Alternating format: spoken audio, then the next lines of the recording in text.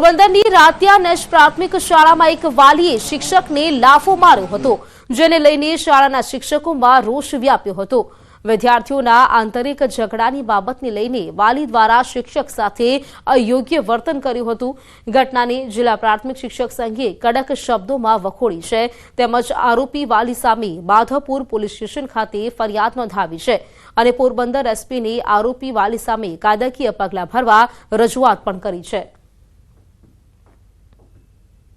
રાતિયાનેશ ગામની અંદર અમારા એક શિક્ષિકા છે પૂજાબેન ગોવિંદભાઈ પરમાર, તેમની ઉપર વાલી દ્વારા હુમલાની કોશિશ કરવામાં આવી છે અને એક હાથાપાઈ પણ થોડીક કરવામાં આવી છે અને જેમાં શિક્ષકનો કોઈ પણ વાક કે કોઈ પણ એના દ્વારા કંઈ થયેલું હોય એવું જણાતું નથી।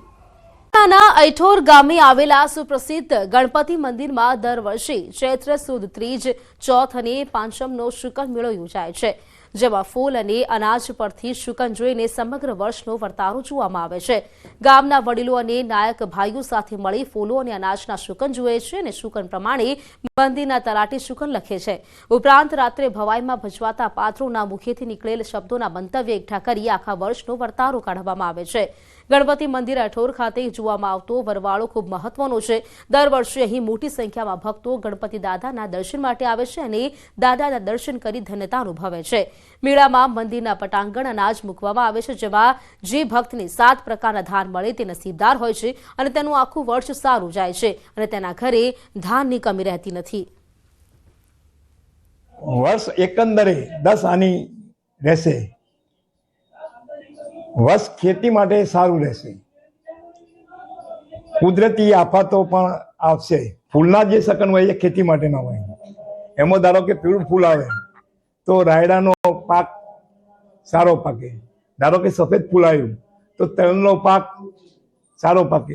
આવી રીતે ફૂલ ઉપરથી પાક કયો પાક સારો પાકશે એવું નક્કી કરવામાં આવે। ચોથ પોચમના રોજ દાદાનો ભવ્ય લોકમેળો ભરાય છે, તેમાં ચોથના દિવસે દાદાના ફૂલો ઉપરથી શુકન જોવાય છે, તેમજ આખા વર્ષનો વર્તારો નીકળે છે કે વર્ષ કેવું રહેશે। એનું મહત્વ બહુ વધારે છે, શ્રદ્ધા બહુ છે। આમાંથી 7 દાન શોધવાના હોય છે અને જે આપણા ઘરે લઈ જઈ આપણા ભંડારમાં મૂકવાના હોય છે। બધાની એવી શ્રદ્ધા છે કે આપણા ભંડાર ગણપતિ દાદા ભર્યા રાખે છે। ગણપતિ દાદાના ત્યાં આઈઠોર ગામમાં આવ્યા છીએ। અત્યારે અહીંયા મહત્વ અમે ખૂબ સરસ જોયું છે કે ઘઉં બધાએ ચઢાયેલા છે અને એમાં 7 ધાન શોધવાના હોય છે। જો 7 ધાન ઘણી વાર લાગતી હોય છે, એકદમ મળી ના જાય। અમે બી શોધ્યા પણ અડધો કલાક થયો, તો એ 7 ધાન ઘરે લઈ જવાના અને આપણા અનાજમાં મૂકી દેવાના, તો દાદા ભર્યા ભંડાર રાખતા હોય છે, એવી બધાની માન્યતા છે, તો અમે પણ લઈ લઈએ। આઈઠોર ગણપતિ દાદા મંદિર ખાતે હાલમાં 3 દિવસીય શુકન મેળો યોજાઈ રહ્યો છે। ખાસ કરી આ શુકન મેળાનું અતિ મહત્વ રહેલું છે, કેમ કે અહીંયા આગામી વર્ષનો વર્તારો જોવામાં આવે છે। આગામી દિવસોમાં વર્ષ કેવું જોશે ત્યારે આ વર્ષ 10 આંજવાનું હાલમાં અનુમાન લગાવવામાં આવે છે। તો બીજી ખાસ વાત કરીએ તો આ જે મંદિર હોય છે ઐતિહાસિક મંદિર છે, અહીંયા મોટી સંખ્યામાં જે ભક્તો હોય છે દૂર દૂરથી આવતા હોય છે। તો ખાસ કરી શુકન મેળામાં ખાસ કરી અહીંયા જે મંદિરનું પતાકણ હોય છે તેમાં ઘઉં મૂકવામાં આવે છે અને ઘઉંમાં 7 દાન હોય છે, ધાન હોય છે તે મૂકવામાં આવે છે અને આ ધાન હોય છે તે જે અહીંયા ભક્તો આવતા હોય છે, ભક્તો શોધતા હોય છે, જે ભક્તોને આ 7 ધાન મળે છે તે પોતાના ઘરે લઈ જાય છે અને માનવામાં આવે છે આજે સમગ્ર વર્ષ હોય છે તેનું વર્ષ સારું જાય છે તેવું પણ માનવામાં આવે છે। તમે જોઈ શકો છો અહીંયા મોટી સંખ્યામાં ભક્તો પણ દર વર્ષે આવતા હોય છે, ત્યારે આ વર્ષ 10 આની જાય તેવું હાલમાં અનુમાન પણ લગાવવામાં આવી રહ્યું છે। કેતન પટેલ, ન્યૂઝ 18 ગુજરાતી, મહેસાણા।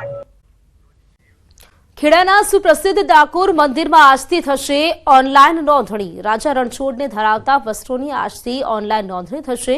રણછોડ રાયજીને સવારે શણગાર સમય તથા રાત્રે પહેરાવતા વસ્ત્રોની ઓનલાઈન નોંધણી થશે। છેલ્લા 2 વર્ષથી ટેમ્પલ કમિટી દ્વારા ઓનલાઈન નોંધણી પ્રક્રિયા કરવામાં આવી રહી છે, તો આજથી ભક્તો મંદિરની અધિકૃત વેબસાઇટ પર નોંધણી કરાવી શકશે। પહેલા ભક્તોને મંદિરમાં આવી કરાવી પડતી હતી વસ્ત્રોની નોંધણી, ત્યારે હવે દરેક ભક્તને લાભ મળે તે હેતુથી ટેમ્પલ કમિટી દ્વારા આ નિર્ણય લેવામાં આવ્યો। વૈષ્ણવો પોતાના યાદગાર દિવસે ભગવાનને વસ્ત્ર ધરાવતા હોય છે। સુરત ખાતે આજે યુસીસી કમિટીની બેઠકનું આયોજન। જિલ્લા કલેક્ટરની અધ્યક્ષતામાં આ બેઠકમાં અલગ અલગ સંગઠનોના પ્રતિનિધિઓ હાજર રહેશે। ત્યારે પૂર્વ સેનેટ સભ્ય અને સામાજિક કાર્યકરની પણ બેઠકમાં હાજરી. બેઠક પહેલા સામાજિક કાર્યકર કલ્પેશ રાવલે નિવેદન આપ્યું.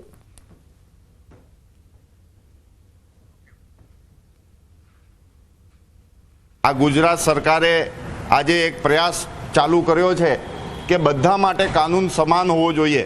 સિવિલ કોડ જે ધર્મના આધારે ના હોય, દેશના સંવિધાનના મૂળ સિદ્ધાંતોના આધારે હોવો જોઈએ, એ પ્રયાસ શરૂ કર્યો છે એ અભિનંદનને પાત્ર છે.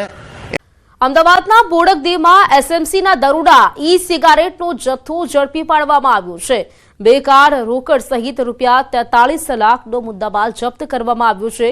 રાજપથ ક્લબ નજીકથી ઈ સિગારેટનો જથ્થો ઝડપી પાડવામાં આવ્યો. રોકડ ₹4,24,000 પણ જપ્ત કરવામાં આવ્યા છે. મનન પટેલ અને મોહિત વિશ્વકર્મા નામના 2 આરોપીઓની ધરપકડ કરાઈ છે. એક આરોપી ફરાર છે.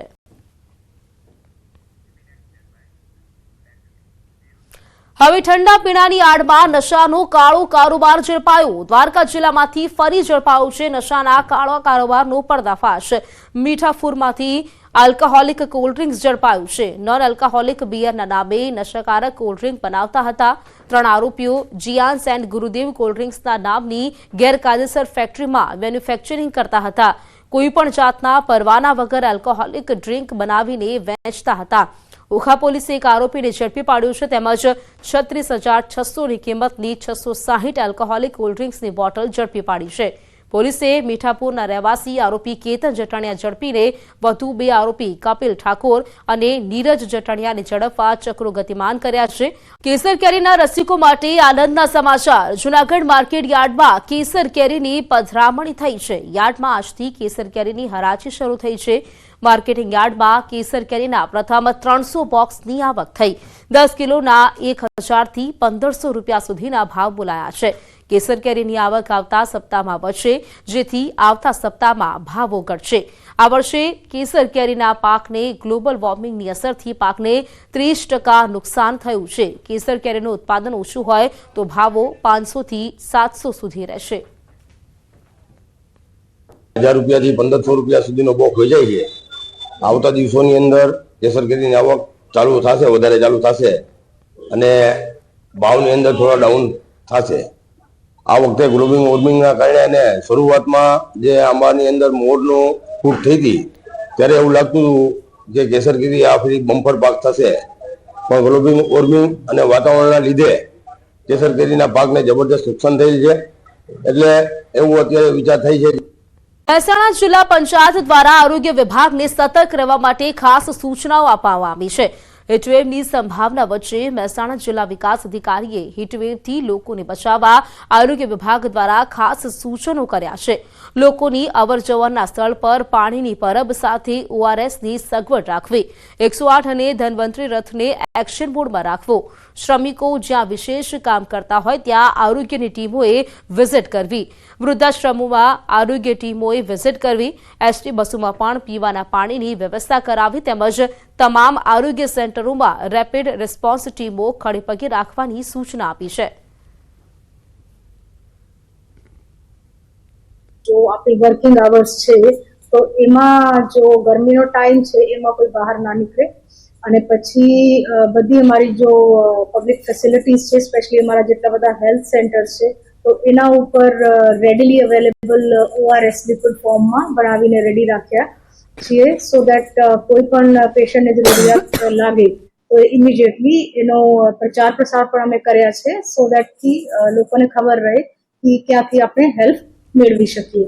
સરકાર એક તરફ સરકારી શાળાઓમાં શિક્ષણને શ્રેષ્ઠ બનાવવાની વાતો કરે છે, પરંતુ પોરબંદર જિલ્લામાં તો ઉલટી ગંગા વહેતી હોય તેવું જોવા મળી રહ્યું છે.